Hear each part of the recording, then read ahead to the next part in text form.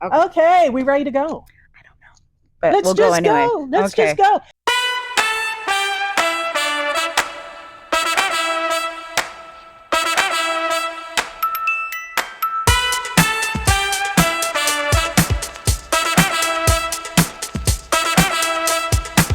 Hello, everybody. Welcome to the first episode of Butte County Libraries podcast, Library-ish. So this is a podcast about libraries, librarianship, and it's all within the context of culture and community. I'm Traci. I'm a librarian here. I do adult services and outreach. I'm January. I'm a librarian assistant, so I'm not quite a librarian, but I do work in a library. So you're about as close to a librarian as a person. Close. So when people come into the library and like, "Are you a librarian?" I'm always like, I work here, so I can kind of help you, but I'm not technically a librarian. I don't have the master's degree yet. Yes. Hopefully, fingers crossed. Oh, it's hard. Fingers crossed. You're gonna do it. But yeah, so I also work at the library. And she does a lot of children's services. Yes. What do I do at the library? Yeah, I do children's services. I do a part of the story times. If you ever come into Chico Library, you'll see me singing with the babies, and that's a lot of fun. As I said, today is our first episode of this podcast, and we're digging right in. We're not leaving it lying on the floor. Our first topic is going to be the 5 reasons why people say public libraries shouldn't exist. Yeah, we're going there. Get ready. So it's probably going to come as no surprise to you. There will be some biased opinions in this podcast. Really? We're just a little biased. We both love libraries. Obviously, we love our jobs. That's why we do them. And we're lucky to be able to love our jobs. Gosh, right? Which is amazing. Yeah. But, it's not just about job security for us or anything else. Mm-hmm. It's much deeper than just superficial or just loving even our jobs. Mm-hmm. Libraries are really important to the community. Libraries make a very important contribution. So we want to address those 5 questions that a lot of people bring up, those 5 reasons, and we're going to sort of take them down one by one. That's basically what we're going to do. All right, let's get started. Let's chip it away. So the first one is that the digital age supersedes libraries. It's the digital age. Libraries are over. The rise of the internet, digital resources. People are arguing that libraries are obsolete, and that people, since you can access your information from anywhere with phones, you can just Google it. You can just Google it. That who needs a library? Mm-hmm. So, what do you think? There are a few problems with that, right? Well, yeah. Okay. So if you look at libraries in a traditional sense, mm-hmm. before the advent of Google, so back when we rode dinosaurs to school, everybody. For those of us that remember. Yeah, for those of us that remember, millennials, Gen X, boomers, you'll all understand. Yeah. Libraries were the traditional place that you would go when you had a question. Mm-hmm. You would go into the reference librarian, and you would say, hey, you know what? I need to know the capital of Uzbekistan. Which mm-hmm. book can I do that? I need to know the details of World War II. Can you show me which book does that? And since the advent of Google, people just kind of Google these questions and they get answers. Mm-hmm. The problem being, one of the problems being is that Google is an information glut. It's gluttony of information. You get everything. Sure. So you're in your house and you're sitting and you're relaxing and your pipes explode, which is always fun. And so you go to Google. Yeah, you go to the answer of all problems other than 42. Mm-hmm. You go to Google and you say, hey, how do I fix my pipes? Right. And Google's like, well, hey, here's a few DIY videos on how to fix your pipes. Right. Hey, here's a few plumbers that are located around you that could fix your pipes for you. Hey, here's a few hardware stores that you could buy new pipes at. Hey, here's some adult videos that make you think of pipes in a whole new manner. There's a lot, and you have to comb through it. This is just one example, mind you. Not everything has to do with pipes. But if you were to go to the library and say, type in, how do I fix my pipes? Mm-hmm. The librarian will be like, well, hey, let me help you person to person. And, they can make, honest assumptions and decisions, and she'll show you where the books are to do these things. She'll show you. It's actually called a reference interview. It means when you go see a librarian, they ask you clarifying questions. Mm-hmm. We'll talk to you about what exactly you need and narrow it down. An actual person. And the thing of it is, too, when you're talking about the information that's available in a library, you're talking about information that's vetted. You know, we're a trusted resource. So it's not like, especially now that Google has started collecting information and providing results that are generated by AI, they've also included things like Reddit forums in that aggregation of information, meaning that you're getting Reddit information. You're getting a which lot, is essentially like the percentage of trolls on Reddit giving people advice about how to do things is probably way over 50% of the comments that get made on any post that's on Reddit. So, you know, now it used to be Google was, you take it, you leave it, grain of salt, million results. How do you parse it out?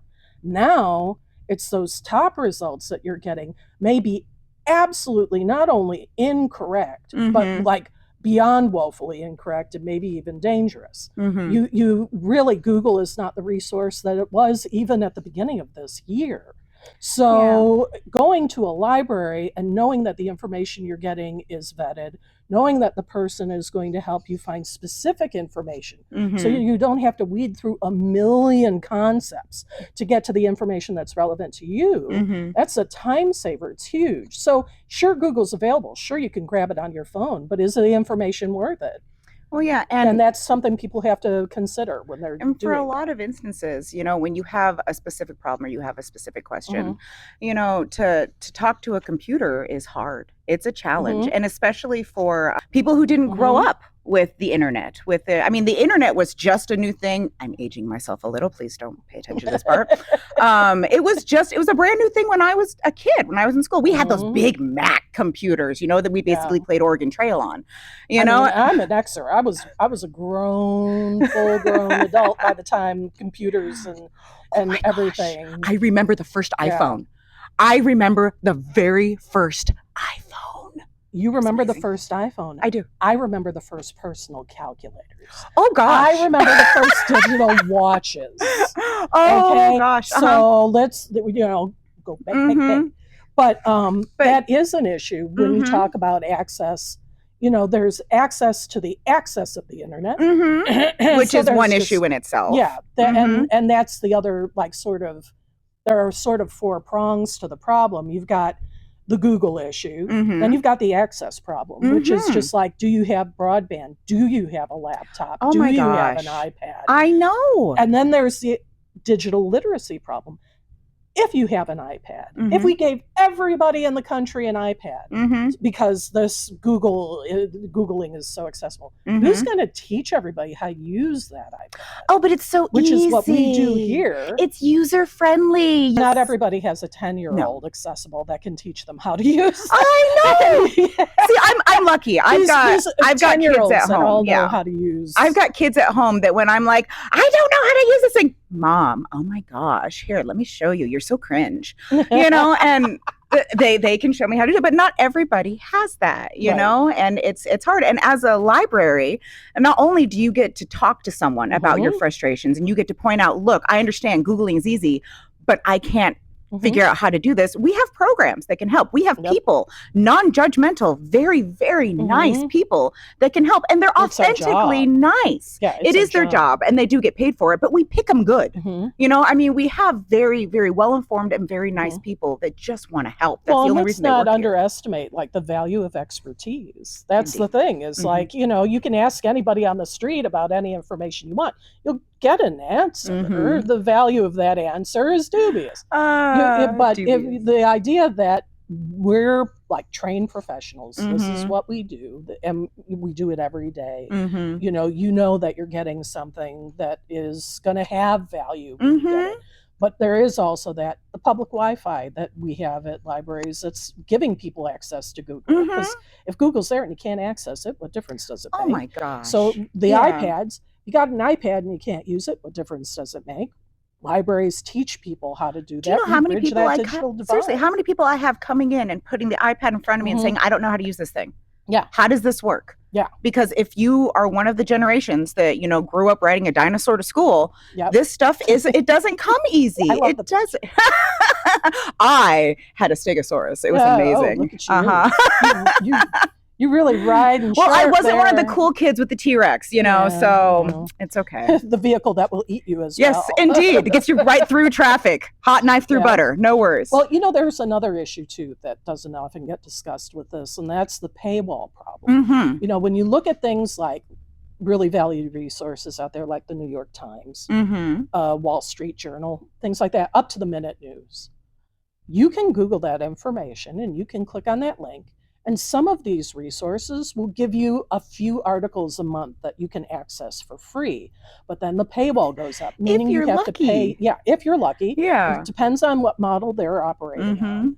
But you're only going to be able to access some information. Sometimes if it's publicly, like, broadly important information, like about a natural disaster or something, they may go ahead and not count that against your little quota that you have. But most of the time, your access to that is limited, and then you're cut off, and you have to pay a monthly subscription for that to have access whenever you want. The thing about a library is that we use our money to get those subscriptions so that the community at large can access that information for free.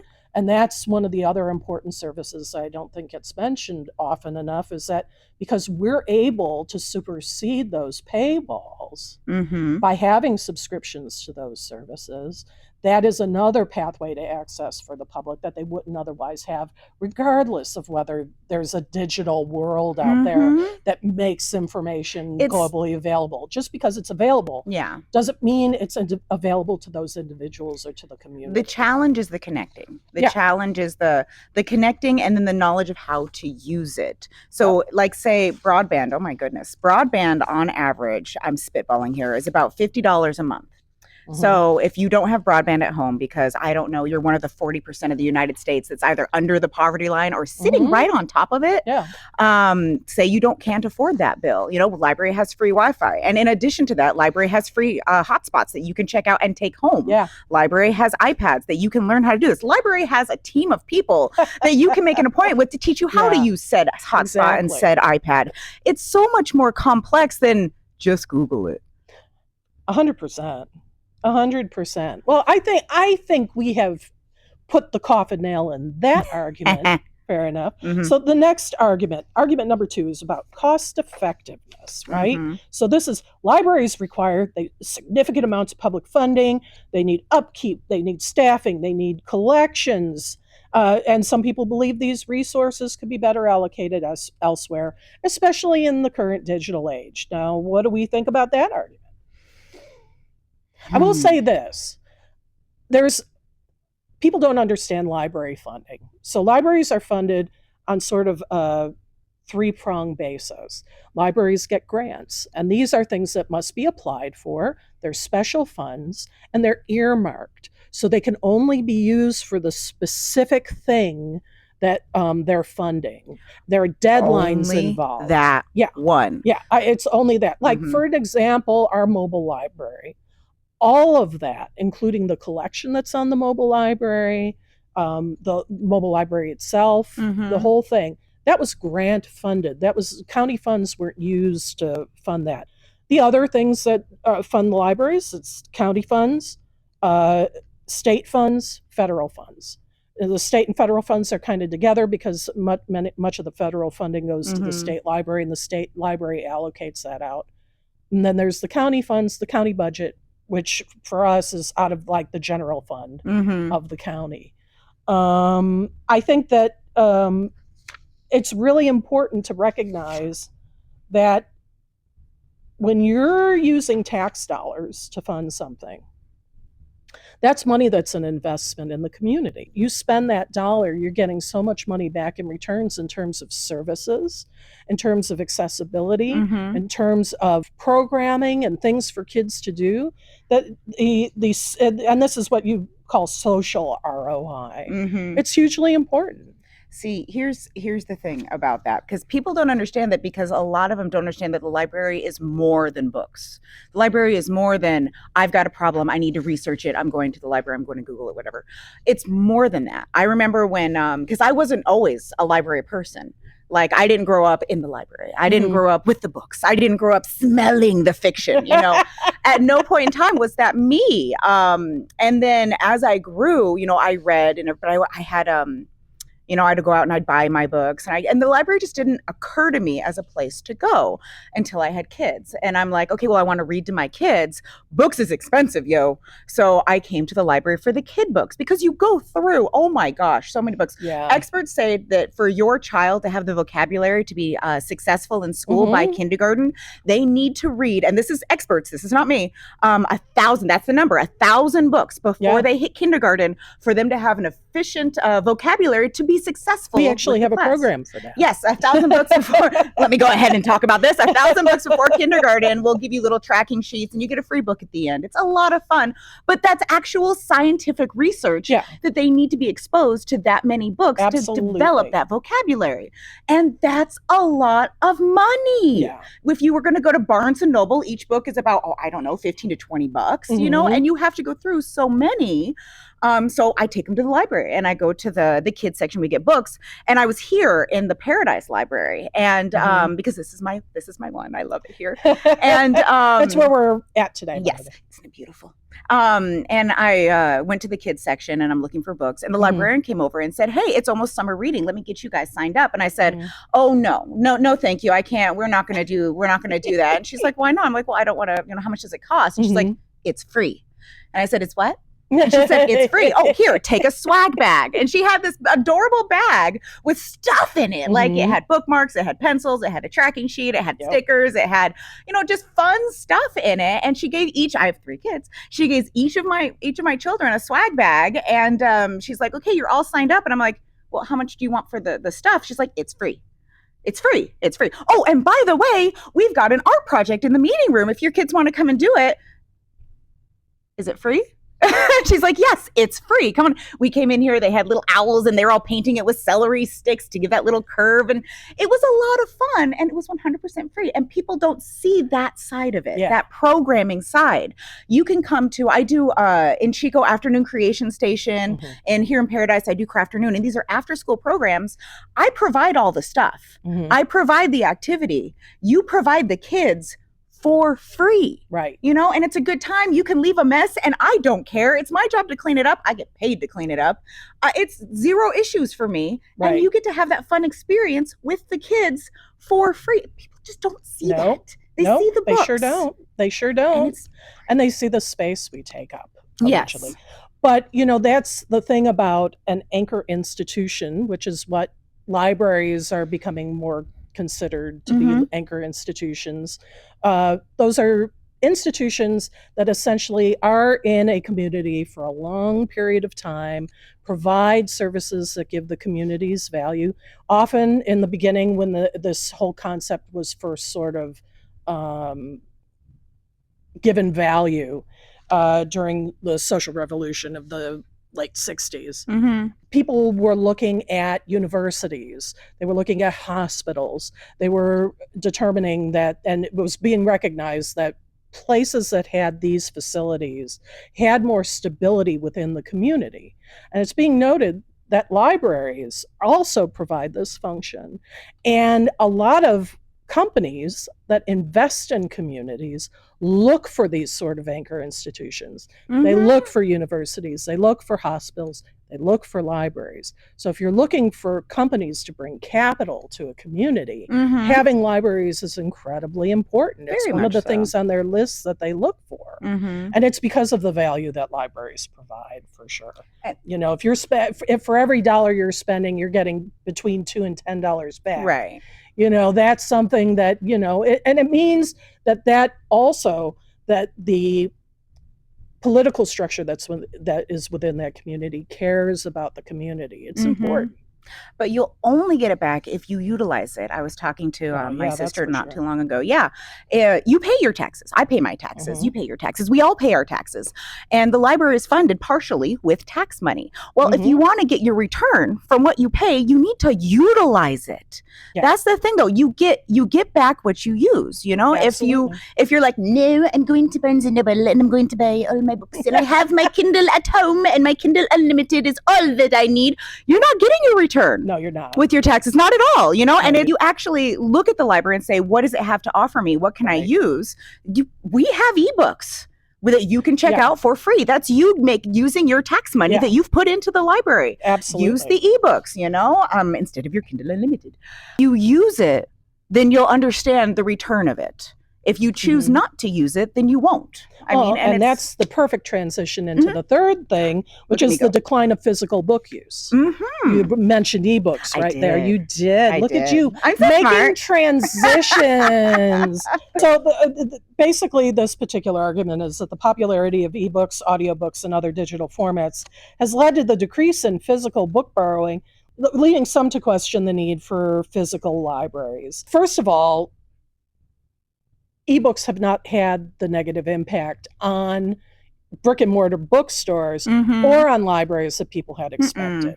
Also, libraries provide a lot of digital books. It's a way for people to get hold of them. That isn't giving, money to a subscription service. Because, the fact is, you buy from a subscription service or you buy from Amazon an ebook, you don't own the book. Nope, not in the least bit. No. So they can remove that from your catalog. They've done that to me before. Yes. They can do it at any time. So it's not like you actually own the ebook you're buying. I remember Amazon. It was a very, very small title I bought from Amazon, and I bought it. I bought this ebook, and they refunded my money. They refunded the purchase, but they took it back because of a copyright issue. And I didn't have the book anymore. I had it's not like they stole my money. I had the refund for it. So, I couldn't cry, but I still cried. Well, that was my book. Because you want the book. No, it's terrible. And I think, it comes back to accessibility again. Seniors, people that are housebound, ebooks are a really important resource for them. And sure, they could get them through Amazon, but not everybody is financially able to invest in a book every time. Meanwhile, libraries are able to provide ebooks to broad, groups of people, to the entire community. And it's easier for them. If you're housebound, all you need is that ebook, and you could get it through the library. So here's a dark story coming. Here we go. I'm so sorry. Here's a dark story. No, that's up here in paradise. And those listeners that have grown up here and went through the campfire, you're going to understand me. My house burnt in the campfire. And it was unfortunate. And I had that because I had books. I had a library of books. And like I told you, I went to Barnes & Noble. I bought my books. I had a beautiful library that I would peruse, and I'd be like, I've read you, you're next, And for way too long, I stood in front of that. And I'm like, I can't evacuate with books. I can't evacuate. It's stupid. It's gotta be so hard. I cannot grab these books. Mommy, we have to go. I cannot grab these books. I ended up grabbing about 5. Because that seemed like the smallest amount that I could quickly grab and leave. Because as we all know, the campfire came in, it destroyed, it rolled out. So now I've got a Kindle. And because a Kindle is easier to grab and run with, and I've got my library on there, and I don't have to worry about, but I still love my books. I still prefer the pages. But I've always got that thought in the back of my head, these could burn. Yeah. Especially after the Thompson fire, especially after the Park fire, especially after the Dixie, the Northern Complex. Especially being here, that is a legitimate consideration. Oh my gosh. The top 10 most deadly fires of the United States, of California history, and Butte County is in 4 of them, I think. Gosh, I'm not too sure on the exact number of that. Yeah. But we've got a good chunk of the fires. And so I've always got that thought in the back of my head that my books could burn me. Right. So there is a need for ebooks, but it doesn't put the actual books out of commission. Right. Because I do prefer my books, as many readers out there do. I love the pages. I love the feel. I love the ambiance of a rainy day, if we'd ever get one, of sitting with my blanket curled up nice with the fog outside, maybe a little snow. I am up here in paradise. Absolutely. No, I love it too. And I'm one of those people that I get comfortable with a book. I dog ear the pages. I'll break the spine. I'll write in them. I'm not one of those people that's precious about a book. Not my library books. Oh, no. Okay. Well, that's the thing is, library books belong to the community. They don't belong to me. You respect that. True. One should respect the books that belong to the community. Respect my books. But I'm like, I when it's my book, it's my book. I'm going to do what I want. This is true. You know, this is true. I will look at your books and I'll say, "Oh, you poor thing." Yeah, exactly. Okay. I feel for you. Exactly. I know, but it's well loved. It's well loved. It's only a nice way to say it's been broken. Well, or broken in. Oh, touche. So there are also some obstacles to this whole physical book use thing that I just want to note, because not everybody, there's the accessibility issue, but there's more than that. There's the learning curve to using the devices, very like much a Kindle, so. which we talked about before. There's the cost of these ebooks, which has been mentioned. You don't own them.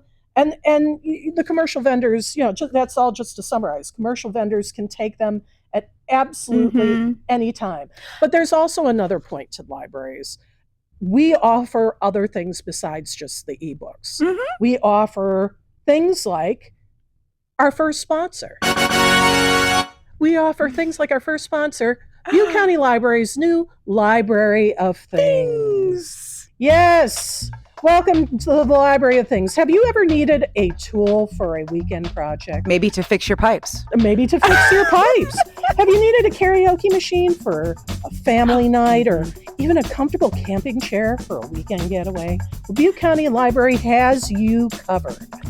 Last week, we launched our Library of Things program. It's exclusively available at the Oroville branch, and patrons that are 18 and over and have accounts in good standing, this is very important, can borrow all sorts of items, everything from gardening tools, kitchen gadgets, camping gear. So much more is available. Gosh, there's so much. It's amazing, right? It is amazing. Yes. Yeah. You know what the best part is about it, though? You know what the best part is? Tell me. It's absolutely free. You don't say. Something at the library is free? Absolutely. Oh my goodness. You know what? All you need is a Butte County Library card. How much does that cost? It's free. Check out the website. There's a few ins and outs that go along with the Library of Things program. It's all outlined on the website. It's very, accessible. So you won't regret it. No, you won't. You won't. All right. So we're going to head into the next point. This is space utilization is the next argument that's made. Some people argue that the physical space occupied by libraries could be repurposed for some more modern uses, such as community centers or tech hubs, or could be purchased by commercial enterprises. I just want to hop in straight up off the top. Both feet. When I was doing some research for this, what I found, I looked at San Francisco to see how much of, what sort of is going on with commercial space there. Turns out 34% of commercial space is unoccupied. In San Francisco, one of the most expensive cities, but one of the most populated cities, certainly in California. So it's something like 30 million square feet of space unoccupied. So in a place like that, that's a high demand place, what do people think an unoccupied library would be used for? This is a good question. Well, they said a couple of examples was a community center. We are kind of already that. Well, that's the thing, is we're already serving that function. So Tech Hub, we have computers as well as iPads. And yeah, I mentioned a Kindle earlier. You can check that. You know, you can check all these out. We already have all these things. You're just annoyed. I'm sorry. Inside voice came. You're just annoyed because the money that you put in, you don't see coming out. And as I've said before, the only reason you're not seeing it is because you don't use it. That's it. You might want to edit that out. Or not. We'll see. I mean, the thing of it is that people think there's this whole concept that private enterprise can replace what happens in a library, which is actually the final argument, is that the libraries not only should be privatized, but that commercial alternatives to libraries are sufficient. That just get something from Amazon, get something from Barnes & Noble. But the fact is, the value that you get with the library of having the books, we're not warehousing books. We're making information available to the community. And whatever the community puts in terms of investment is what we're able to put out. If we have sufficient support, we're able to produce programming that's accessible to You people. reap what you sow. Absolutely. Like legitimately. And planting, if you don't water your plant, you don't attend to it, you put it in a sad little pot and put it in the corner of the room where it's not going to get any water, you know what? That plant's going to shrivel and die. Absolutely. Facts. Put more into it. That's all you talk have to do. Your congressman, talk to your speaker, talk to the people that are in charge. Absolutely. Talk to them. Make yourself a squeaky wheel to put more into the library so you can get more out of the library. But most importantly, come and visit the library. Oh my gosh, yes. We love you. Yeah. Come and visit. Because we love the community. We love having you here. We love it when our libraries are busy. It's so exciting. Yeah. But we also want people in here to be able to understand what we do, to see everything that we have to offer, that people use us. This is what we're here for. This is what your tax dollars pay for. Get your money's worth. And we're so happy to have you in when you come in.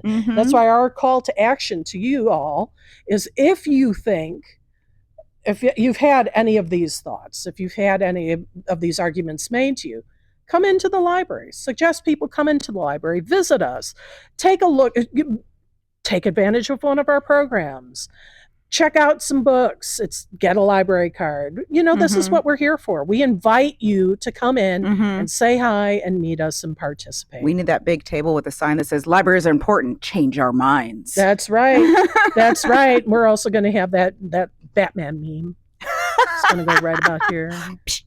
Yes, exactly. Because, come to our libraries. It's important. So, I think we've about decimated all of these arguments. Term. That's great. If you know what, here's the thing. Go ahead. I believe I will put the information about contacting us here. Give us a contact. Tell us, do you feel there's any arguments we missed about what makes libraries important? Do you have a different argument that you'd like to see us address in terms of why libraries shouldn't exist? Maybe you have a different thing to say that we haven't talked about. Questions. Yeah, so send it to us. All the information will be on this card, and we hope to hear from you. And mostly, we hope to really see you at the library and use the library of things. It is so amazing. Please use it. Utilize the programs that your tax dollars pay for. Absolutely, 100%. So this has been fun. Thank you so much, January. Thank you. Thank you for having me. And we will see you on the next episode of Library-ish. Thanks for joining us. Bye-bye. Bye.